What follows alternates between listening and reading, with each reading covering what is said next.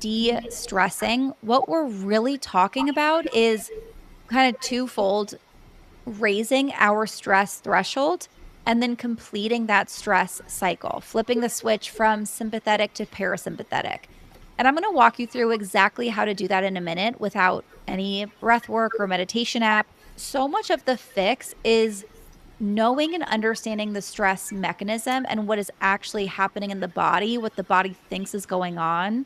Like, you can change your stress just from the knowledge that I've just given you. There's something called the stress threshold, which is basically like the level of intensity that your brain requires in order to trigger the fight or flight response. Back in the day, our stress threshold was really super high because it only kicked it in if we were literally in danger, like a saber-toothed tiger jumping out at us, or a natural disaster happening, or being on the brink of starvation. Like, that's what stress was designed for literal physical survival, life or death. But then we fast forward to modern life, and the saber-toothed tigers have been replaced with unread emails and running late to a meeting and getting a passive aggressive text, having an argument with your partner. Our brains now perceive emotional and psychological threats like rejection, failure, not being liked, heartbreak as just as dangerous. Like, we literally are interpreting these events as life or death because our threshold has shifted. Most of us typically don't live in survival conditions anymore. So our nervous system kind of recalibrates to see smaller things as bigger threats.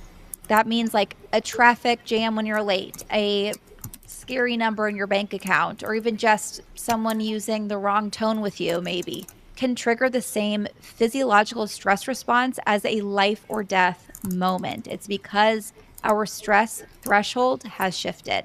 Or I think another example, like a really big one that I think we experience probably most often, is that we perceive a busy schedule or a long to-do list as a threat. Like, I'm so stressed because I'm so busy at work, or I'm so stressed I have so much to do. Lest we forget, the brain's number one job is to keep you safe from danger, to literally keep you alive. So because of your perception, the brain is interpreting this too much to do as a threat. When your schedule is packed or your to-do list is very long, you're perceiving that as, I don't have enough time, energy, or resources to keep up, which creates perceived overwhelm. And overwhelm is processed in the brain exactly like danger. It registers basically as like this, like, I can't handle this feeling, which feels on a very primal level like life is spiraling out of control. So that's when your brain triggers this like alert, alert, danger, and it kicks your body into sympathetic mode because your brain thinks you're under attack, not actually because of your long to-do list or busy schedule. Of course, having a bunch of things to do will not actually kill you, but because of the way that you are perceiving the long to-do list or the busy schedule. So something overall that I think we all need to be working on is to raise our stress threshold. The solution to stressing less isn't actually always to do less, because let's be real, most of us are not going to quit our job or cancel our life. And it's not avoiding the traffic or having a disagreement with your significant other. Like, these things come up. Of course, I think if anything is causing you stress that you can eliminate, do it. If you hate your boss or you hate your job, I highly recommend finding a new one. I am by no means saying like, stick it out, it's all in your head. What I am saying is that we don't have to deal with the amount of stress that we're dealing with in the lives that we have. It's actually about learning to regulate your nervous system so that your brain is no longer interpreting these normal things as life or death situations. I say this all the time, that being busy does not have to equal stressed. Having a long to-do list does not have to equal stressed. Working on a tight deadline does not have to equal stressed. And that's because stress is the body's life or death survival mechanism. If your life is not in danger, you do not need to feel stressed. And so it's changing how we perceive these threats and raising our stress threshold that transforms our stress levels. Obviously, so much easier said than done, but the easiest, most simple way to do that is something that I do a lot, and it's really just training our bodies to feel safe.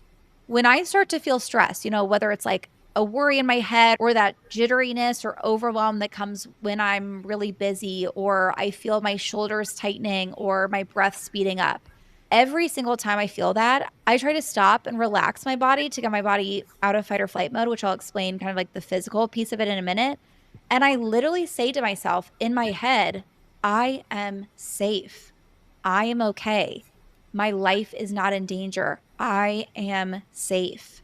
And the more that I do this, the more it kind of trains my nervous system to remember that even though I'm running really late, or my fiance said something that pissed me off, or I am stressed about a interview I have coming up, my life is not in danger.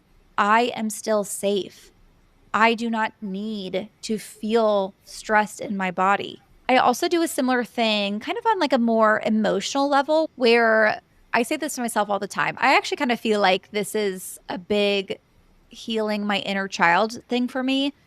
If I get worried about something, I say to myself, it's okay. It's just life. Like when I get a negative comment or review and I start the spiral of like, oh my God, am I not good enough? Do people like me? Are people going to judge this thing I said? So what? It's just life. Or like, I hate my outfit. I hate my body. Everyone will think I'm ugly. Everyone will think I look bad. So what? It's not that serious. It's just life. In different ways, both of these strategies are taking events at our stress threshold that we've trained our bodies to perceive as danger and making my brain and body feel safe during them. Now, let's talk about the physical response that I mentioned, lowering the stress threshold through the body, because sometimes our mind can't lower the stress. We do perceive a threat as a big deal. Like we do think if we're judged or if we're going to get fired or whatever it is, that it's a really big deal. It's, sometimes that whole idea of like, I am safe, or so what? It's just life. It's not a big deal. Sometimes that actually doesn't feel real, right? Like sometimes it actually does feel like I'm not safe. This is a big deal. And sometimes a part of that is like our stress threshold hasn't raised enough yet where these things in our mind still feel like death to us. So even if you can't calm your thoughts, you can still calm the stress response through your body. When you calm your body, your brain follows. There's something called bidirectional communication between the brain and the body. Basically, your thoughts impact your body, which we know, like when you think about something stressful and the stress signal literally changes your heart rate, or you get a stomach ache because the mental stress you're experiencing shut down your digestion. But it also works both ways. Your body also sends messages back to your brain. So you can reverse engineer your stress response. Like if your brain is screaming, we're not safe, you can use your body to tell it, yes, we are. So, for example, just relaxing your shoulders reverses the stress response because tense muscles are part of fight or flight. Slowing your breath down, taking a deep breath and holding it at the top and then giving a long exhale activates the vagus nerve, which is the fastest way to signal to your parasympathetic nervous system and shift out of stress mode. Even just like slower, deeper breathing, even during calm moments when you're not stressed, can raise your stress threshold over time because that chronic, like shallow breathing keeps you closer to fight or flight. Sighing, giving like a big sigh, is actually proven by research done at Stanford to reset carbon dioxide levels and is one of the fastest way to drop your stress in the moment. These small actions create micro signals that tell your nervous system the threat has passed, even if your brain hasn't fully caught up yet. And again, the more that you do these things too, the more it will raise your stress threshold because you're training your brain and body that running late for a meeting or getting in a fight with your sister is not a safety threat. It is not a life or death situation. I don't mean to diminish any of these stressors. I'm really only speaking from like a physiological standpoint of like, if it's not life or death, we don't have to feel as stressed. We don't have to get the stress response. I'm not saying that like being in a fight with your sister, running late, having a long to-do list, whatever other stressors come up isn't awful or doesn't feel bad. It doesn't have to trigger stress in our bodies. It just doesn't have to make us stressed. I hope that's coming across. And this is not to say that you will likely ever get to a point where you will only experience the stress response when you're physically in danger. There are obviously like hundreds of potential stressors every day. Like, this is the world we live in. You're looking at your bank account, you have a big project, you're not getting to certain to do list items, you're running late, your boss is mad at you, your significant other breaks up with you. Like, yes, we want to work to raise your stress threshold so that these daily things don't quite trigger the stress response as much. And I think it's actually just really helpful to know that being busy or running late does not have to equal stress. But realistically speaking, being human beings conditioned in this world that we're in today, we will likely always experience stress. The important part is just that when you do, make sure to complete the stress cycle. Because again, our body goes into fight or flight mode with the intention of either fighting or flighting. When we don't, the body doesn't register that the threat has passed, which is then what leads to this chronic stress where we're always in a low dose of fight or flight. That's one reason why daily exercise is so crucial. It signals to the body that you've completed the stress cycle because you moved. You, as far as your body knows, either fought or flew and survived. The danger is over. And that physical release allows your body to shift back into rest and digest mode. Movement is really the way that our bodies are meant to complete the stress cycle. So daily exercise, being fairly active, is going to do wonders for your overall stress levels. But it doesn't have to be a workout. Dancing in your kitchen, just shaking out your body, or even just like going for a really quick walk if you've had like a stressful couple hours will do wonders. When I get stressed, especially like during my workday, when I'm just like sitting at the computer, I try to just like stand up, do some quick jumping jacks, walk around, any little form of movement, and then go through like the deep breathing, relaxing my muscles to signal to the body I've completed the stress cycle. I am safe. There's no threat present. I can handle this. So here's the big takeaway for this episode. Stress is not the enemy. Stress is your body's way of trying to protect you. Stress is like a love letter to your body. The problem isn't that we're stressed. The problem is that we're stuck in survival mode way longer than we were ever designed to be. And you can work with your body to complete the stress cycle, to reset your nervous system, and raise your stress threshold.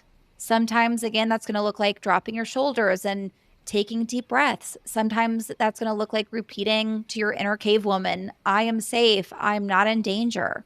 Sometimes that's the physical moving your body, going for a walk, doing something uncomfortable on purpose, like a workout or a cold shower, to remind yourself, I can handle hard things. Every time you do one of these tools, you are teaching your brain and body a new story. You're teaching your nervous system to feel both safe and resilient. And over time, those small signals build into a completely different baseline where everyday stressors don't affect you as much. You recover faster, you're more grounded in your body and your own life, no matter what's happening around you. And your body is your greatest tool for peace and calm. And the more that you train it, the more powerful and unshakable you become.